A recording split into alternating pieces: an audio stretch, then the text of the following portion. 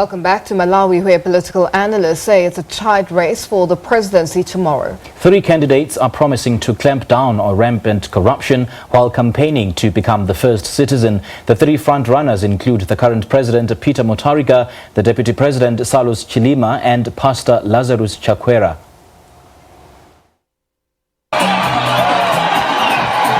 Their mood may be optimistic at this rally for Malawi's second biggest party, but Tuesday's elections are set to be a close 3-horse race. Their man, Pastor Lazarus Chakwera, has made tackling corruption his key pledge. It's electric everywhere. We mentioned the fact that we want to change the type of leadership in this country so we can all be servants and we can unite this country that has been paralyzed and that we can all prosper together. He's up against incumbent President 78-year-old Peter Mutharika, who won the last election on an anti-corruption drive. Malawi, heavily dependent on foreign aid and suffering from several recent droughts, is still reeling from the major Cashgate scandal uncovered more than 5 years ago. Millions of dollars of government funds were stolen during the leadership of Joyce Banda, who denies any wrongdoing. She's a prominent supporter of Chakwera. Also in the mix is Mutharika's former right-hand man, ex-Deputy President Saulos Chilima, who's offering a temporary amnesty for those involved in the scandal. He claims Mutharika shouldn't be allowed to stand, alleging he is corrupt. That's something the president denies, pointing to the fact that under his leadership, Malawi has achieved relative economic stability. Analysts believe it will be a tight result between the 3 main candidates. And for more on the elections in Malawi, we joined in studio by Dominic Chipwayira, the president of the Malawians Advocacy Group in South Africa, MAGSA. A very good evening to you, Dominic. Thank you so much for joining us. Welcome. Nice to meeting you, Simpiwe. All right, tomorrow is D-Day in Malawi. So what are Malawians voting for? Are they voting for change or anything else that we don't know of? Change. What makes you say else. Change. As you have already heard, about the political scandals of corruption. You have heard on the newspapers, on the media, about the Cashgate scandals.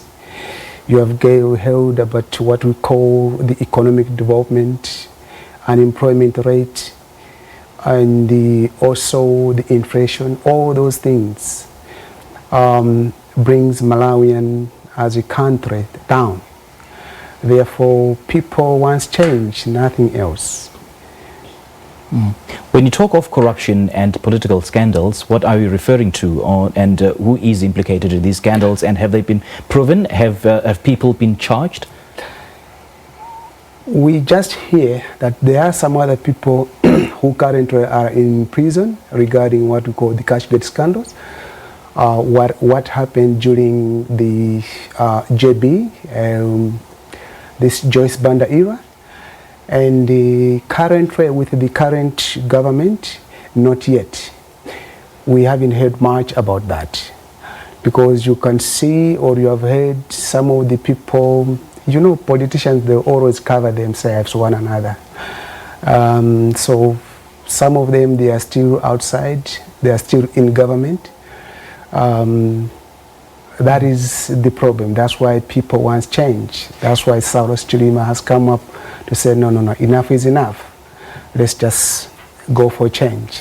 When you say that you've heard that some people are in prison, some people have not been charged, well, I get the impression that you yourselves do not have an idea as to who is charged, who is in prison, under what circumstances did that happen. So, well, I get the feeling that you now have a certain position based on hearsay. Yes. We have heard, but it's not my platform to divulge all the information of the politicians, who is in prison and who is not in prison. We need to try to keep law. Otherwise, the politicians, they will say we're against them. Maybe we're in South Africa try to formulate another political party against them. So we don't want that. Because we are not politicians here. We are just an NGO for human rights for Malawians living in South Africa. So we don't want to go much deep into politics. Okay. Yes. So of the three front runners, who do you think speaks to Malawians the most, including the Malawians like yourselves living in South Africa? Malawi, as it is now, is divided. It's really a tight race, very, very tight race. Malawi has never experienced a political landslide or landscape since 1994, coming what we call the multi-party democracy. This is the first time that Malawi has gone to such a tight race. The problem is very unfortunate. It's very difficult to say who will win these elections. You know, I'll tell you why. Malawi politics is divided on what we call tribalism. There are three things: regionalism, then also what we call the religious affiliation. These three aspects, they will determine who will win the elections tomorrow. Between Saulos, Chilima, Chakwera, and the incumbent president, Peter Mutharika. Okay. It's very difficult to know who will win the race. Yeah, in as much as say that you don't want to get into the politics and the political machinations in Malawi, and it's very difficult to ascertain which party will emerge victorious. But the DPP says that under the DPP government, they've seen stabilization of the local currency against the US dollar. They've seen a surge or an augmentation or a growth in the economy. Do you agree? Politicians, they always back themselves based on whatever they see. Because remember, when you are talking of the economy of the country in terms of the stabilization, they always rate against what we call the big greenbacks of the American currencies and the kind of stuff. But what we are talking here, we are talking of the person at the grassroots level. How do they feel? When you are looking at the prices of goods, the consumer goods in Malawi, people in the rural areas can't afford. We mustn't compare the people living in the cities, in the urban areas, with those who are living in the rural areas. We mustn't compare. So you find that these people, they always try to rate the Malawian currency with the US dollars, which is to us has got no value at all. What we want to see is the people at the grassroots level. Okay. Affordability of what we call the consumer goods. Basic stuff. That is what we want to see. Okay. I mean, we see a rise of populism in African politics. For instance, the vice president has been calling for, Mr. Saulos Chilima, I beg your pardon, says that he appeals to the younger population. He even made an example, or he made a very contentious promise of creating 1 million jobs in the first year of his presidency, should he win this election. So are you seeing a rise in populism politics? Based on what? What calculations has he done? Because Malawians doesn't have even what we call, it's not an industrialized country like South Africa. You can't compare. So based on what? His assumptions is based on what? Those are also issues that we must look at. Politicians, they will always say something, the things that at the end of the day, they always backfire upon themselves because they can't deliver. Malawi is not an industrialized country. Malawi is an agricultural country.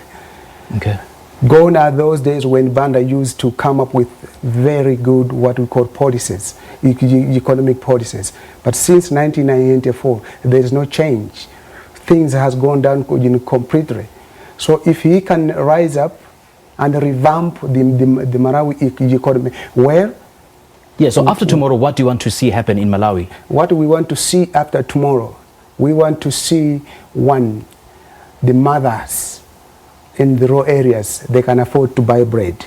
The mothers in the rural areas, they can afford to buy sugar. That is what we want to see.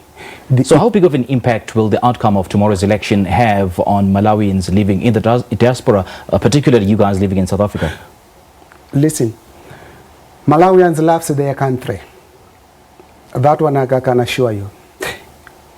As long as there's what we call economic stability in Malawi, I can assure you 3/4 of Malawians in diaspora, they will go back home. But the problem that they are having, or we are having as us, there's always what we call political interference. No matter whatever intelligentsia you might be, you go to Malawi, the politics interferes in whatever you want to do. As a result, you can't grow the economy, no matter how good you are. So that's why you find people, they would rather live in what we call the diaspora to fend for themselves. Are you going to vote? Where? In Malawi. I vote here in South Africa. Here in South Africa. I voted already here in South Africa. I'm a South African citizen. I voted already. I'm 29 years here. Okay. And the other Malawians, is there a mechanism of voting while here in South Africa? No, they don't. They don't. Okay. Those are the things that we are fighting for as MAGSA. One way or the other. So have you engaged the government that you also want to vote while in the diaspora? As MAGSA, we did write what we call, we did write to the Malawi Electoral Commission to raise this matter, to say the Malawians in diaspora, in particular in South Africa, open up those votes for them. Because we are so many here. Okay. Why can't they open up those votes for us here? I wish that the one who comes into power would first look at the issues of Malawians in diaspora. Okay. To vote, yes. Mr. Chakwera, thank you so much for joining us. We appreciate your time. Thank you so much.